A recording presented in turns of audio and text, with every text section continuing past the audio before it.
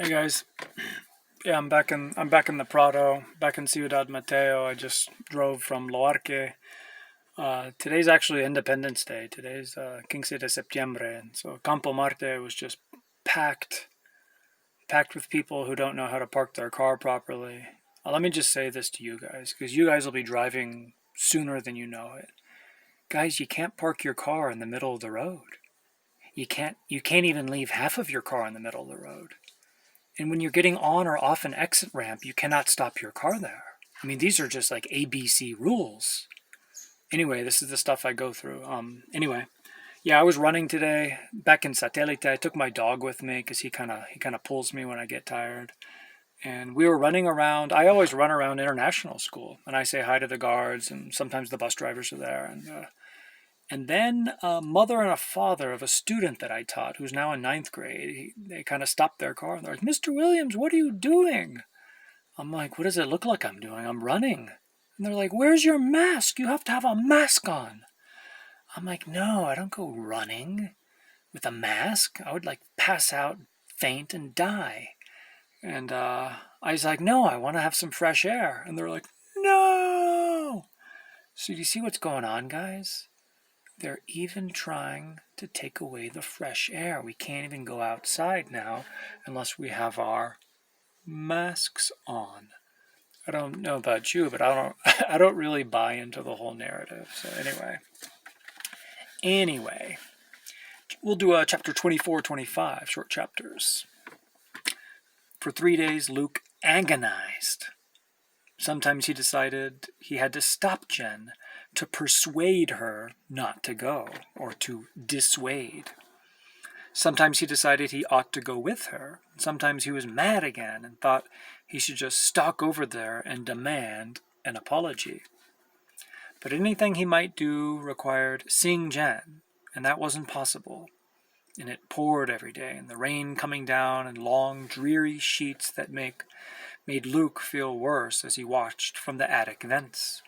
Downstairs he could hear Dad stomping around, muttering every now and then about the time the topsoil being lost with every raindrop. Luke felt like a prisoner. Thursday night he went to bed convinced he'd never be able to sleep for imagining Jen and the others in her car, getting farther and farther from him and closer to danger. But he must have dozed off, because he woke to total darkness. His heart pounded. He was sweaty. Had he dreamed something? Had he heard something? A floorboard creaked. His ears roared as he tried to listen. Was that someone else's breath, or just his own? Loud and scared, a beam of light swept across his face. "Luke!" A whisper. Luke bolted up in bed. "Jen, is that you?" She switched off her flashlight. "Yes. I thought I'd kill myself coming up your stairs. Why didn't you tell me they were so narrow?" She sounded like the same old Jen. Not mad, not crazy. "I didn't know you'd ever be climbing them," Luke said. It was insane to be talking about stairs now, in the middle of the night, in his room. Good thing I put the windows down. Every word either of them spoke was dangerous. Mother was a light sleeper, but Luke was delighted not to be moving on, not to be talking about what Jen had really come to talk about.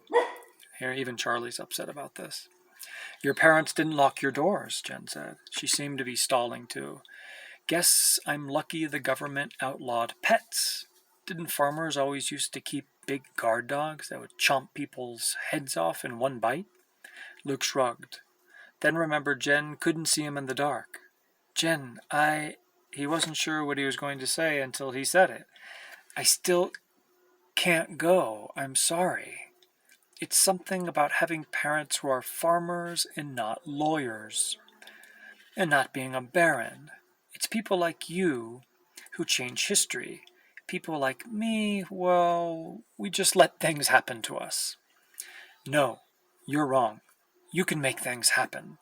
Luke sensed, rather than saw, Jen shaking her head.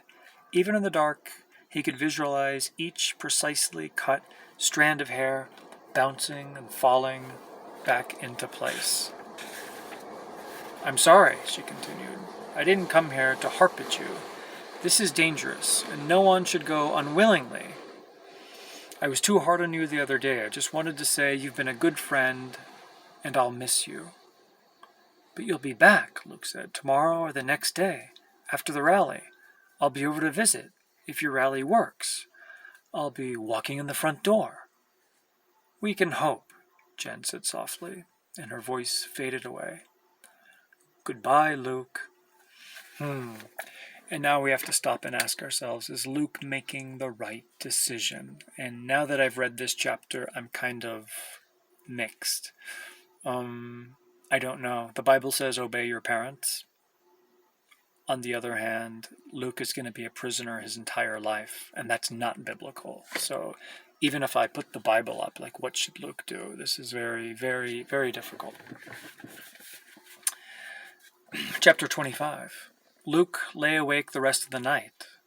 At first light, he got up and quietly scrubbed away the mud Jen had tracked in and up the stairs.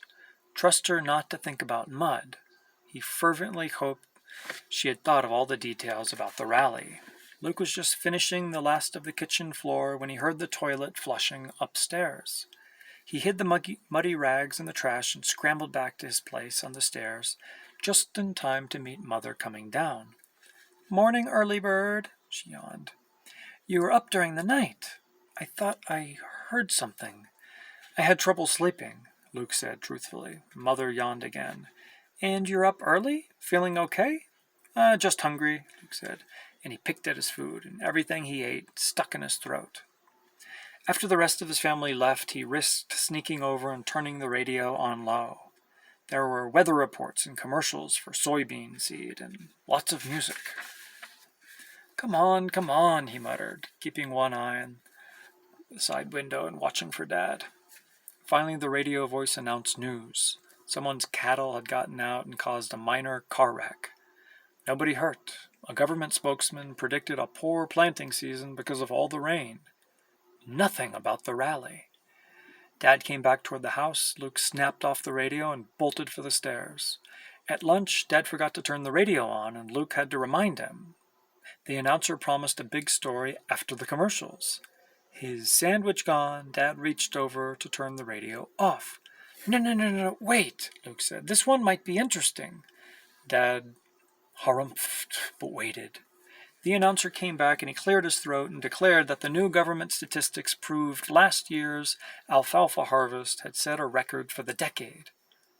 It was like that for days. Luke kept waiting, desperate to hear anything. But the few times he could get to the radio, it said nothing. Every time Dad left the house for any length of time, Luke switched on the light by the back door, his old signal to Jen, and he stared so hard, willing her answering light to go on, at the thought that he would go blind, but there was nothing. He took to watching her house obsessively, as he had when he had first discovered her existence. There was no sign of her. The rest of the family came and went as usual.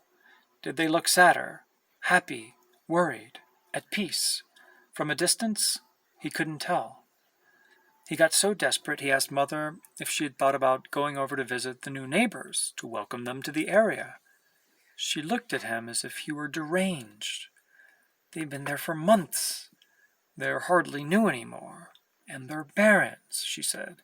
She laughed in a way that didn't hide her bitterness. Believe me, they don't want us visiting. And what was she supposed to do? Say, "Nice to meet you. Now tell me everything about your child you never talk about"? After a week, Luke did feel deranged. Every time anyone spoke to him, he jumped. Mother asked him, "Are you all right?" So many times he took to avoiding her, but he just couldn't sit in the attic waiting. He paced back and forth. He fidgeted. He chewed his fingernails. Don't ever do that. And he came up with a plan. Wow. As I was reading this, it made me think of two songs. One of them from Sting, "I'll Be Watching You," because Luke is always watching, and he's like watching Jen's every move. He's waiting for her. And the other one is the second time the word deranged came up. And if you guys know, if you've heard of David Bowie, he already passed away, but David Bowie has a very famous song from a Lost Highway soundtrack. Weird movie. Actually, you guys shouldn't watch it. Anyway, the name of the song is David Bowie, I'm Deranged, or simply Deranged. Check it out on YouTube. It's got a funky beat. And let's see if this big tank will start.